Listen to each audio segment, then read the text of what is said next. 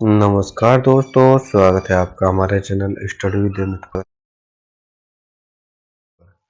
दोस्तों, हमने एक सीरीज चला रखी है जिसमें हम डीएलएड के पहले आए हुए पेपरों का सॉल्यूशन करा रहे हैं और उसी सीरीज में आज हम डीएलएड 2020 का पेपर का सॉल्यूशन कराएंगे। इसका हमने एक पार्ट सामाजिक अध्ययन का कवर कर लिया है। अगर आपने वह नहीं देखा है तो हमारी प्ले लिस्ट से जाकर उसको देख लें। और आज हम शिक्षण योग्यता का पार्ट कवर करेंगे। तो शुरू करते हैं हम आज का पहला क्वेश्चन। अध्यापन प्रारंभ करने से पूर्व शिक्षक को चाहिए, और शिक्षक को क्या चाहिए? वह अपने विद्यार्थियों के वर्तमान तथा भूत के विषय में जाने। ये बिल्कुल सही है, बिल्कुल जानना चाहिए। वह विद्यार्थियों के मस्तिष्क में काम कर रहे वातावरण के विचलनों से भीग रहे। बिल्कुल, वह अपने विद्यार्थियों के मस्तिष्क में क्या चल रहा है उसको बिल्कुल जानना चाहिए। वह अपने विद्यार्थियों की जिज्ञासा को उजागर करने में सक्षम हो।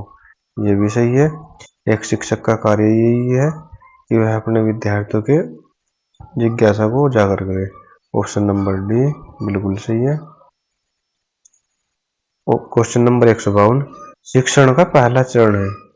अब शिक्षण का पहला चरण क्या है? यहाँ पर पहले से योजना बनाना। बिल्कुल, पहले से योजना बनाना शिक्षण का पहला चरण है। तो हमारा ऑप्शन नंबर ए सही है। क्वेश्चन नंबर 153, कल्पना कीजिए कि आप एक महत्वाकांक्षी अध्यापक हैं। आप कक्षा अध्यापन के विषय में अत्यंत ऊंचा स्तर रखते हैं, किंतु आपका कठिन परिश्रम कारगर नहीं होता। इस समस्या के पीछे कारण हो सकता है। अब इस समस्या के पीछे क्या कारण हो सकता है? आपके शिक्षण का स्तर विद्यार्थियों की क्षमता से अधिक ऊंचा है। बिल्कुल, अगर हमारे शिक्षण का स्तर विद्यार्थियों से ऊंचा है तो हमारा कठिन परिश्रम कारगर नहीं होगा। ऑप्शन नंबर बी, छात्रों के मध्य जो व्यक्तिगत भिन्नता है वह आपके प्रयास को नष्ट कर देती है। ये भी सही है। तो हमारा उत्तर है option number C, option A और बी दोनों। क्वेश्चन नंबर 154, सीखने का सबसे समुचित तात्पर्य है। अब सीखने का सबसे समुचित तात्पर्य यहाँ पर व्यवहार में परिवर्तन होता है। क्वेश्चन नंबर 154 का option number B. Question number 155, कक्षा शिक्षण में श्रव्य दृश्य सामग्री के उपयोग का सबसे बड़ा लाभ है। अब सबसे बड़ा लाभ क्या है यहाँ पर? ऑप्शन नंबर बी, सीखना सरल और रोचक हो जाता है। यही सबसे बड़ा लाभ है, option number B.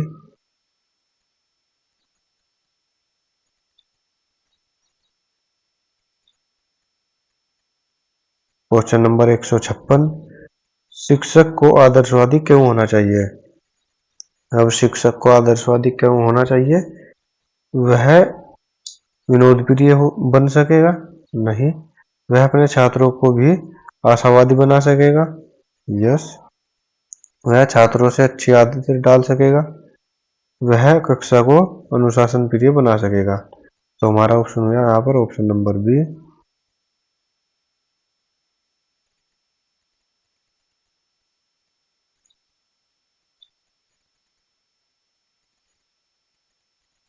Question number 157, शरारती छात्रों के साथ शिक्षक का व्यवहार होना चाहिए। तो शरारती छात्रों के साथ शिक्षक को नरमी से बरतना चाहिए और कठोर भी होना चाहिए। तो ऑप्शन नंबर बी, विनम्र किंतु दृढ़। क्वेश्चन नंबर 158, कक्षा शिक्षण की व्यवस्था निर्भर करती है। अब कक्षा शिक्षण की व्यवस्था निर्भर करती है ऑप्शन नंबर बी, शिक्षक की व्यवहारिक निपुणता पर। क्वेश्चन नंबर 159, यदि छात्रों का शैक्षिक रिकॉर्ड अत्यधिक उत्तम है तो शिक्षक को निम्नलिखित कार्यों की आवश्यकता है। आवश्यकता क्या है यहाँ पर? तो इसका उत्तर है ऑप्शन नंबर सी, छात्रों को स्वयं तैयार करने के पर्याप्त अवसर दे तथा उन्हें स्वनिर्देशित होने दे। Option number C. Question number 160, यदि विद्यार्थी यह न समझे कि कक्षा में क्या पढ़ाया गया है, तो शिक्षक क्या अनुभव करेगा? अगर हमारा पढ़ाया हुआ बच्चों की समझ में ही नहीं आ रहा है, तो हमको कैसा लगेगा? तो हमें कैसा लगेगा? उबा हुआ। ऑप्शन नंबर है भारी उबा हुआ। नहीं, उसे दूसरे तरीके से समझाना चाहिए। बिल्कुल, अगर बच्चों को एक तरीके से समझ में नहीं आ रहा, तो हमें दूसरा तरीका अपनाना चाहिए, तीसरा तरीका अपनाना चाहिए। टीएलएम का प्रयोग करना चाहिए। वह व्यर्थ समय नष्ट कर रहा है। नहीं। विद्यार्थियों के लिए अफसोस करना चाहिए। नहीं। तो ऑप्शन नंबर बी, उसे दूसरा तरीका अपनाना चाहिए। क्वेश्चन नंबर 161, शिक्षक द्वारा दिए गए गृह कार्य की मात्रा एवं प्रकार पर निर्धारित करना चाहिए। अब छात्रों के मतों द्वारा। नहीं, छात्रों से मतों का तो कोई इसमें वो ही नहीं है। विषय वस्तु की जटिलता द्वारा, ये भी नहीं है। गृह कार्य में उत्पन्न होने वाले अधिगम द्वारा, हाँ ये सही है। तो option number C. Question number 162, शिक्षा के क्षेत्र में ली जाने वाली परीक्षा से हम जान सकते हैं कि। अब शिक्षा के क्षेत्र से जो परीक्षा ली जाती है, उसमें हम क्या जान सकेंगे? विद्यार्थी कितना बुद्धिमान है। हाँ, जान सकते हैं। अगर हम परीक्षा ले रहे हैं, अध्यापक द्वारा पढ़ाया गया संबोध विद्यार्थी किस प्रकार प्रस्तुत करता है, ये भी हो सकता है। विद्यार्थी पूर्व वर्ष में किए गए कार्य का कितना भाग याद कर सकता है। हाँ बिल्कुल। विद्यार्थी का शैक्षिक विकास सही दिशा में हो रहा है या नहीं। हाँ, ये बिल्कुल सही है। तो हमारा ऑप्शन हुआ option number D. Question number 163,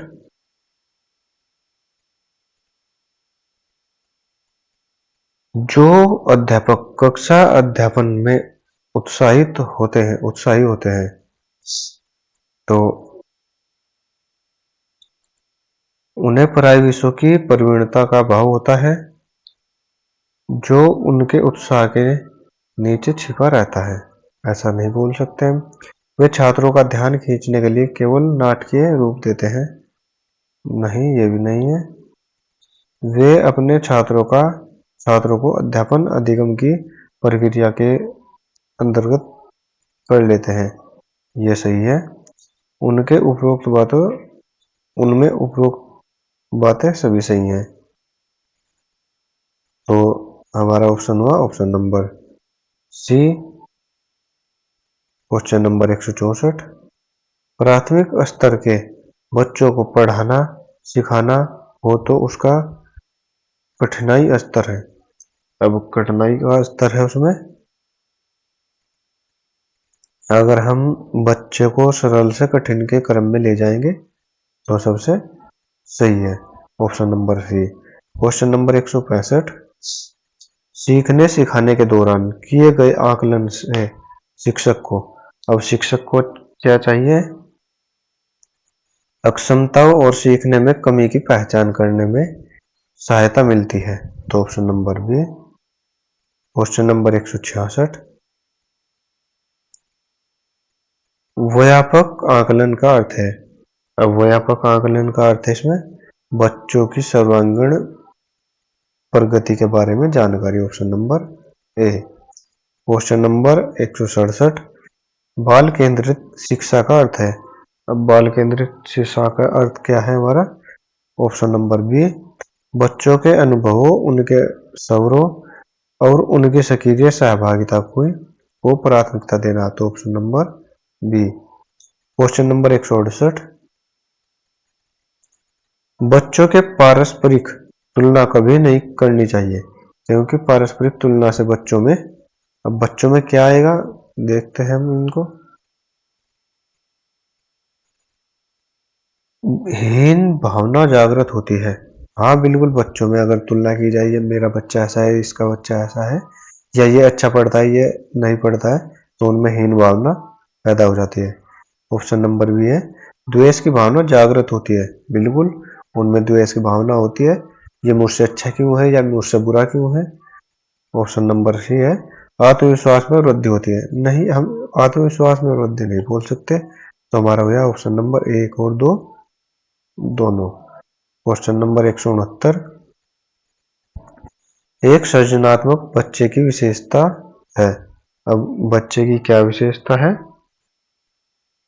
विचार और कार्य में मौलिकता का प्रदर्शन। बिल्कुल विचार, कार्य और मौलिकता का प्रदर्शन।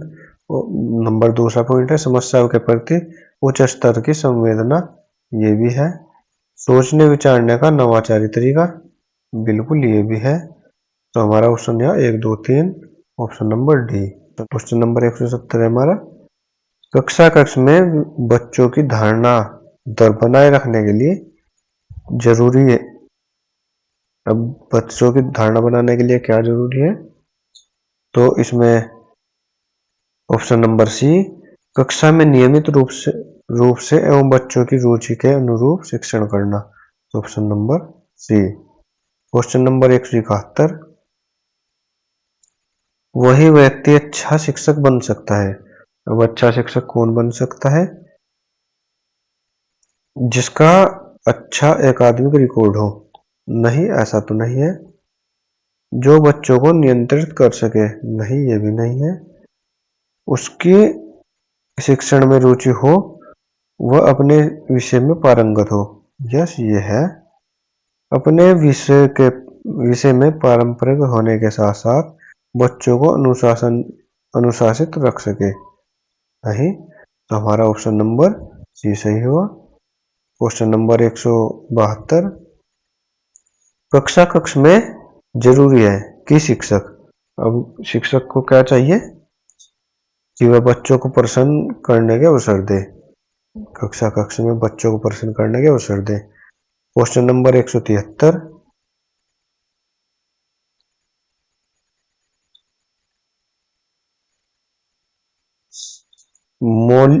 मौखिक प्रश्न पूछकर हम बच्चों की किन किन अक्षमताओं को जान सकते हैं। अब बच्चों को क्या क्या जान सकते हैं? सुनने व दोहराने की क्षमता। नहीं, सुनने दोहराने व निर्देशों को समझने व उनके अनुसार कार्य करने की क्षमता। यस। सही उत्तर बताने की क्षमता व याद किए हुए को जानने की क्षमता। हाँ, हो सकता है। सही उत्तर बताने, सुनने, बोलने की क्षमता, ये भी हो सकता है। तो हमारा इसमें से जो सबसे सही उत्तर है वो है ऑप्शन नंबर बी, सुनने, दोहराने व निर्देशों को समझने व उनके अनुसार कार्य करने की क्षमता। क्वेश्चन नंबर 174, यदि आपको पता चलता है कि आपकी कक्षा में कोई बच्चा अल्पदृष्टिबाधित है, तो निम्नलिखित में से कौन सा तरीका सबसे अच्छा है? उसको श्यामपट्ट के नजदीक बिठाएंगे। हाँ, बिल्कुल। अगर अल्पदृष्टि है तो उसे श्यामपट्ट के नजदीक बिठा सकते हैं। उसको प्रतिभावान बच्चों के बीच में बिठाएंगे। कर सकते हैं ऐसा भी। जहां वह रोज बैठता है उसे वहीं बैठने देंगे। बोल सकते हैं। उसको श्यामपट्ट के नजदीक बिठाएंगे और श्यामपट्ट में बड़े अक्षरों का प्रयोग करेंगे। हाँ, अगर किसी की अल्पदृष्टि है तो श्यामपट्ट के नजदीक बिठाएंगे और श्यामपट्ट पे बड़े अक्षरों का प्रयोग करेंगे। क्वेश्चन नंबर 175, बच्चों के विकास के विभिन्न पहलुओं की समझ एक शिक्षक के लिए आवश्यक है, क्योंकि इससे, अब इससे क्या है? ऑप्शन नंबर ए है शिक्षकों को बच्चों की वैयक्तिक भिन्नता के अनुरूप कक्षा शिक्षण करने में सहायता मिलेगी। बिल्कुल सही है। शिक्षकों को बच्चों को समझने में सहायता मिलेगी, ये भी सही है। तो इसमें हमारा उत्तर है ऑप्शन नंबर ए और बी दोनों, यानी कि सी। क्वेश्चन नंबर 176, निम्नलिखित में से एक स्व अभिप्रेरित बच्चे के लक्षण है। अब बच्चे के क्या लक्षण है इसमें? वो हर कार्य को करने में उत्साहित रहे। बिल्कुल सही है। कार्य करते समय उच्च श्रेणी की ऊर्जा प्रदर्शित करता है। ये भी है। डांट के भय से कार्य करता है, तो ये तो नहीं होगा, डांट के भय से तो नहीं करेगा। तो हमारा उत्तर है ऑप्शन नंबर ए और बी, यानी कि एक और दो, option number B. Question number 177, आकलन का क्या उद्देश्य होना चाहिए। अब आकलन का उद्देश्य है हमारा विद्यार्थियों को नई कक्षा में प्रवेश देना, नहीं। बच्चों के उपलब्धि स्तर को जांचना, हो सकता है। सीखने के दौरान कमियों की पहचान का निराकरण, अब ये भी है। बच्चों के कितने प्रतिशत प्रश्न पत्र सही किए, यह देखना, देख सकते हैं। तो हमारा उत्तर इसमें जो सबसे उचित है वो है ऑप्शन नंबर सी, सीखने के दौरान कमियों की पहचान व निराकरण। क्वेश्चन नंबर 178, समान शैक्षिक अवसर इस कथन से तात्पर्य है। अब इस कथन से क्या तात्पर्य है हमारा, यह सभी लोगों को एक जैसी शिक्षा देना। अब सभी लोगों को एक जैसी शिक्षा देना उचित नहीं है। सभी लोगों को समान अवसर देना, समान अवसर प्रदान करना, जिससे वे अपनी योग्यता के अनुरूप शिक्षा प्राप्त कर सके। हाँ, ये सही है। सभी को शिक्षा प्राप्त करने के लिए योजनाएं बताना। अब हर एक को तो योजना नहीं बता सकती, तो हमारा उत्तर है केवल दो, एक दो, यह है हमारा option number D. Question number 179, निम्नलिखित में से कौन सा कथन शिक्षण के संदर्भ में सत्य है। अब शिक्षण के संदर्भ में सत्य है हमारा, उत्तम शिक्षण वह है जिसमें शिक्षक और शिक्षार्थी दोनों क्रियाशील रहते हो। हाँ बिल्कुल, हमारा ऑप्शन नंबर ए बिल्कुल सत्य है। क्वेश्चन नंबर 180, विद्यार्थियों में नैतिक गुणों का विकास तब हो सकता है जब। अब 180 को देखते हैं।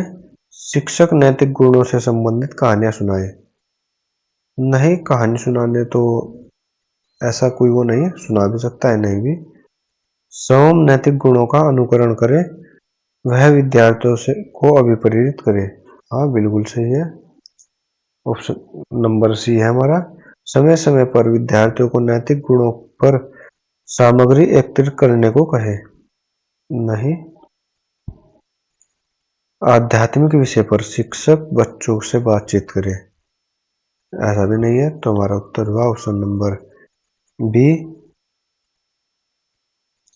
स्वयं नैतिक गुणों का अनुकरण करे एवं विद्यार्थियों को अभिप्रेरित करे। क्वेश्चन नंबर 181, यदि कोई शिक्षक अपने विषयों का पाठ्यक्रम स्वयं पूरा कर पाता है तो सबसे अच्छा तरीका कौन सा होगा जो उसे करना चाहिए। अब उसे क्या करना चाहिए, ऑप्शन नंबर ए हमारा, पाठ्यक्रम पूरा करने के लिए अतिरिक्त कक्षाएं लेनी चाहिए। हाँ बिल्कुल, अगर पाठ्यक्रम पूरा करना है तो अतिरिक्त कक्षा भी ले सकते हैं। जहां तक पढ़ाया वहीं तक प्रश्न पूछना चाहिए। अब ऐसा तो नहीं हम हर लाइन का प्रश्न या हर एक पैराग्राफ का प्रश्न पूछे, मगर ऐसा भी कर सकते हैं। अधूरे पाठ्यक्रम से केवल महत्वपूर्ण प्रश्न और उत्तर बच्चों को बताने चाहिए। अब ऐसा तो नहीं हम अधूरा पाठ्यक्रम पढ़ाएंगे और उससे बच्चों को प्रश्न उत्तर करने लगे। विद्यार्थियों को पाठ्यक्रम स्वयं पूरा करने के लिए कहना चाहिए। नहीं, तो हमारा ऑप्शन नंबर ए सही हुआ। क्वेश्चन नंबर 181 का, पाठ्यक्रम पूरा करने के लिए अतिरिक्त कक्षाएं भी देनी चाहिए। क्वेश्चन नंबर 182, यदि किसी शिक्षक को कक्षा शिक्षण के दौरान विद्यार्थी द्वारा पूछे गए प्रश्न का उत्तर नहीं आता है तो उसे क्या करना चाहिए। अगर कोई विद्यार्थी प्रश्न पूछ रहा है शिक्षक से और वह हमसे नहीं आता तो हमको उसको बोलना चाहिए कि आज ये इसका उत्तर मैं आपको कल बताऊंगा, और फिर हम उसको उत्तर को प्रश्न के उत्तर को सही से पढ़ेंगे, उसको समझेंगे, फिर विद्यार्थी को बताएंगे। तो देखते हैं इसमें उत्तर होगा हमारा ऑप्शन नंबर ए, विद्यार्थी को ऐसे ही उत्तर दे देना चाहिए। नहीं, ये तो नहीं होगा। उसे डांट कर बैठने के लिए कहेंगे। नहीं, अगर बच्चा कोई प्रश्न पूछ रहा है उसका उत्तर देना हमारा कर्तव्य है। उसे कहना चाहिए कि वो उसका उत्तर विस्तार से अध्ययन करने के बाद बताएंगे। हाँ बिल्कुल। उसे कक्षा कक्ष से बाहर जाने के लिए कहेंगे। नहीं, तो हमारा उत्तर है option number C. Question number 183, यदि आपकी कक्षा में कोई विद्यार्थी अधिकतर अनुपस्थित रहता है तो आप क्या करेंगे? अगर कोई विद्यार्थी अनुपस्थित रहता है तो हम उससे उसकी अनुपस्थिति का कारण पूछेंगे, उसकी समस्या का समाधान करने के बारे में सोचेंगे। क्वेश्चन नंबर 183 का ऑप्शन नंबर ए, इस विषय में प्रधानाचार्य को सूचित करेंगे। नहीं, इस और ध्यान नहीं देंगे। नहीं, ध्यान तो देना पड़ेगा। उसे कक्षा में अनुपस्थित होने का कारण जानेंगे। बिल्कुल जानेंगे। उसका नाम उपस्थिति पंजिका से काट देंगे। नहीं, तो हमारा उत्तर है ऑप्शन नंबर सी, उसके कक्षा में अनुपस्थित होने का कारण जानेंगे। क्वेश्चन नंबर 184, विद्यालय में शिक्षक अभिभावक बैठक आयोजित करने के क्या उद्देश्य होने चाहिए? क्या उद्देश्य होने चाहिए? अभिभावकों को बच्चों के विषय वार अंकों के बारे में सूचना देना चाहिए। अब हर बच्चे के विषय वार अंकों की सूचना अभिभावक को देना इतना उचित नहीं है, और ना ही अध्यापक के पास इतना समय होता। ऑप्शन नंबर बी, बच्चों के सबल एवं कमजोर पक्षों के विषय में चर्चा करनी चाहिए। हाँ, अगर बच्चे का कोई विषय कमजोर है तो उससे हम अभिभावक को अवगत करा सकते हैं और उससे जान सकते हैं और उसको बता सकते हैं इन विषय में बच्चे कमजोर हैं। ऑप्शन नंबर सी, बच्चे जिन विषयों में अच्छा प्रदर्शन नहीं कर पा रहे हैं केवल यह बताना। नहीं, बच्चे के सभी विषयों के बारे में बताना चाहिए, इसमें अच्छा है इसमें नहीं, तो ये भी नहीं। बच्चों की उपलब्धि को ही बताना चाहिए। नहीं, बच्चों की कमियां को भी बताना चाहिए। तो ऑप्शन नंबर बी हमारा सही हुआ।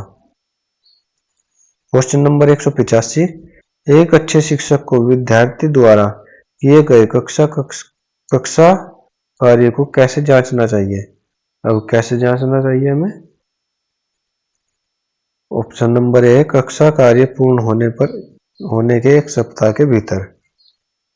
अब कक्षा का कार्य पूर्ण हो गया, उसको 1 महीने के भीतर, 1 सप्ताह के भीतर जांचेंगे, ये उचित नहीं है। जब शिक्षक के पास समय हो तब। नहीं, ऐसा तो शिक्षक के पास बहुत सा कार्य होता है, ऐसा भी नहीं, उसे एक टाइम पर करना चाहिए। कार्य से पूर्ण होने के तुरंत बाद जिसमें शिक्षक के हस्ताक्षर हो, ऐसा भी नहीं है। होगा कार्य के पूर्ण होने के तुरंत बाद जिसमें कार्य के संदर्भ में त्रुटियों एवं सुधार का उल्लेख हो। हाँ, ये है, तो option number D. Question number 186, शिक्षक व्यवहार के संबंध में कौन सा कथन सही नहीं है? अब शिक्षक के व्यवहार के संदर्भ में कौन सा कथन सही नहीं है? ऑप्शन नंबर ए, शिक्षक व्यवहार विश्वसनीय होता है। अब शिक्षक व्यवहार विश्वसनीय होता है, अब ऐसा तो हम कह नहीं सकते कि हर शिक्षक का व्यवहार विश्वसनीय हो। शिक्षक व्यवहार निश्चित होता है। हाँ, शिक्षक का व्यवहार निश्चित होता है। शिक्षक व्यवहार बाह्य व्यवहारों तथा लक्षणों द्वारा प्रदर्शित होता है। नहीं, शिक्षक व्यवहारिक वैयक्तिक विशेषताओं का क्रियात्मक रूप है। नहीं, तो हमारा ऑप्शन नंबर बी से हुआ, शिक्षक व्यवहार निश्चित होता है। क्वेश्चन नंबर 187, एक अध्यापक को शैक्षिक मनोविज्ञान का ज्ञान अवश्य होना चाहिए ताकि वह, अगर शिक्षक को शैक्षिक मनोविज्ञान का ज्ञान होगा तो वह उचित शिक्षण विधियों का विकास करेगा और उनका प्रयोग कर सकेगा। तो हमारा ऑप्शन हुआ ऑप्शन नंबर बी, उचित शिक्षण विधियों का विकास कर सके। क्वेश्चन नंबर 188, बच्चे के अवांछनीय संवेगों के संबंध में निम्नलिखित में से कौन सा व्यवहार सबसे कम प्रभावी है? सबसे कम प्रभावी है हमारा इसमें ऑप्शन नंबर सी हुआ। बच्चों को दंड देना तथा कहना कि वह ऐसा कार्य दोबारा न करे जो अच्छा नहीं है। तो option number C. Question number 189 है हमारा। निम्नलिखित में से कौन सा कथन ग्रह कार्य के संबंध में सर्वाधिक उपयुक्त है। अब ग्रह कार्य की बात हुई है इसमें। ग्रह कार्य बच्चों की प्रवृत्ति एवं स्तर के अनुकूल होना चाहिए। बिल्कुल, ग्रह कार्य बच्चों को उस तरीके से देना चाहिए जिससे कि बच्चा उसे कर सके। ग्रह कार्य का स्वरूप भाषा की दृष्टि से शुद्ध होना चाहिए। बिल्कुल, ग्रह कार्य भाषा की दृष्टि से शुद्ध होना चाहिए। ग्रह कार्य को कर्मागत होना चाहिए,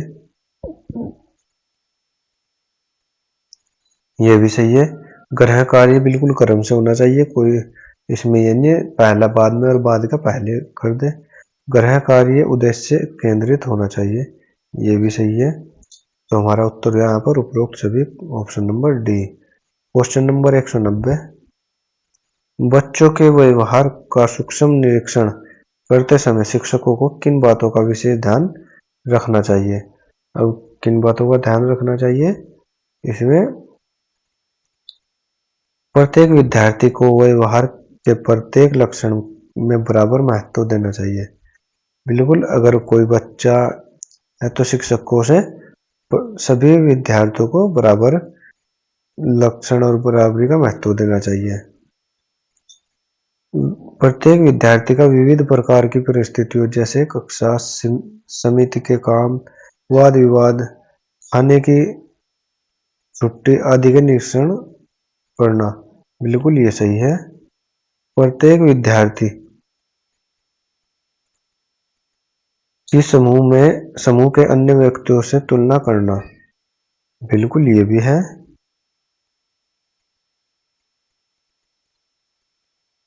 और अपने पूर्वाग्रहों के प्रति सावधान रहना, यस ये भी है।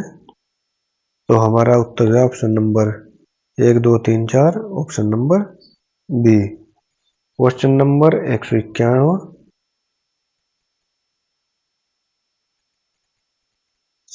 Question number 191। निम्नलिखित में से सही कथन का चयन कीजिए। अब इसमें सही बताना है हमें। एक विद्वान को अपना विषय तैयार करने और कक्षा में जाने की आवश्यकता नहीं है। नहीं, कक्षा में जाने से पहले हर किसी को अपना एक विषय तैयार करना होता है। अनुभवी अध्यापकों के लिए यह आवश्यक नहीं है कि वे कक्षा में जाने से पूर्व तैयारी करें। बिल्कुल, अध्यापक चाहे अनुभवी हो और चाहे नया हो, उसे कक्षा में जाने से पहले बिल्कुल तैयार करना चाहिए। आज हमें क्या पढ़ाना है, किस तरीके से पढ़ाना है। अध्यापकों को अनुभव अथवा विधाता का विचार किए बिना कक्षा के हर बार जाने से पहले तैयारी करनी आवश्यक है। बिल्कुल सही है। अब अध्यापक चाहे अनुभवी हो चाहे विद्वान हो, उसे कक्षा में जाने से पहले अपनी तैयारी करनी चाहिए। Option number D. एक कुशल अध्यापक बिना किसी तैयारी के कक्षा में काम चला सकता है। अब हमें कक्षा में काम नहीं चलाना है, कक्षा में बच्चों को अच्छे से पढ़ाना है। तो option number C. Question number 192। अब ये कथन और निष्कर्ष का है। निम्नलिखित में की समीक्षा कीजिए। अब इसमें समीक्षा करनी है। तो हमारा कथन है, कक्षा में अध्यापन कार्य में तरह तरह की युक्तियां सम्मिलित होनी चाहिए। तो बिल्कुल होनी चाहिए तरह तरह की युक्तियां। कारण है हमारा, छात्रों की अधिगम शैली में व्यक्तिगत भिन्नताएं होती है। यस ये भी सही है। तो हमारा ऑप्शन है ऑप्शन नंबर ए और आर दोनों सही है, और आर ए का सही स्पष्टीकरण सही कारण है। तो option number A. Question number 193। एक अध्यापक विद्यार्थी को पढ़ा रहा है। यदि दूसरों के विचार आपके विचारों के विपरीत हो तो भी उन्हें उत्तेजित नहीं होना चाहिए। वह उनके का ध्यान रखना है। तो 193 है हमारा संज्ञानात्मक विकास, ऑप्शन नंबर ए। अब वह उनके संज्ञानात्मक विकास का ध्यान रख रहा है। क्वेश्चन नंबर 194, शिक्षक छात्रों में समस्या सुलझाने तथा तार्किक योग्यता का विकास निम्नलिखित के द्वारा कर सकते हैं। अब किसके द्वारा कर सकते हैं वे?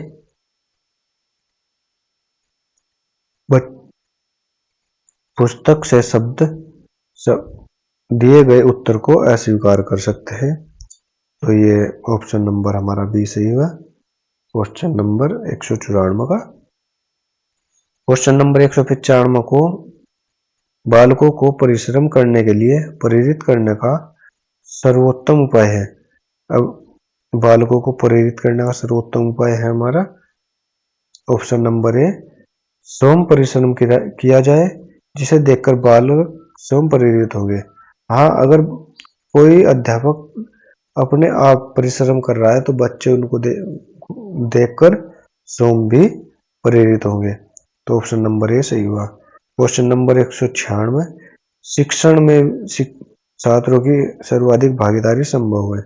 अब शिक्षण में सर्वाधिक भागीदारी क्या संभव है? ऑप्शन नंबर बी, चर्चा विधि द्वारा। अगर चर्चा विधि होगी तो उसमें सबसे ज्यादा भागीदारी होगी छात्रों की। क्वेश्चन नंबर 197, शिक्षक होने के नाते आप अपने छात्रों में कैसा संबंध रखना चाहते हैं? तो कैसा संबंध रखना चाहते हैं हम? तो उनमें मैत्रिक संबंध रखना चाहते हैं। तो option number A. Question number 198, यदि पीछे बैठने वाले छात्र सदैव बातचीत में ही व्यस्त रहते हो तो अध्यापक को चाहिए कि वह अब उन्हें अध्यापक किस प्रकार सही कर सकता है? उन्हें जो कुछ वे कर रहे हैं करने दे। अब ऐसा तो हम नहीं करने देंगे क्योंकि उससे पूरी क्लास डिस्टर्ब हो रही है और खुद अध्यापक भी डिस्टर्ब होता है। उन्हें दंड दे नहीं, अगर हम उन्हें दंड देंगे तो वो और बिगड़ सकते हैं। उन्हें आगे बैठाए और उन पर नजर रखे। हाँ, अगर कोई ज्यादा बोलता है तो उन्हें आगे बैठाए, उन पर नजर रखे। तो ऑप्शन नंबर सी, उन्हें आगे बैठाए और उन पर नजर रखे। क्वेश्चन नंबर 199, अधिकांश छात्र उन शिक्षकों से पढ़ने के लिए इच्छुक होते हैं जो उसके पहले भी उन्हें पढ़ा चुके हो। नहीं, ऐसा तो नहीं है क्योंकि अगर हमने विद्यालय बदल दिया तो शिक्षक वही नहीं होंगे। ऑप्शन बी, स्कूल में अति योग्य शिक्षक माने जाते हो।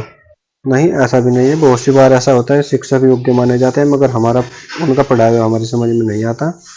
ऑप्शन सी, उन्हें प्रतिभाशाली व्यक्तित्व वाले लगते हो।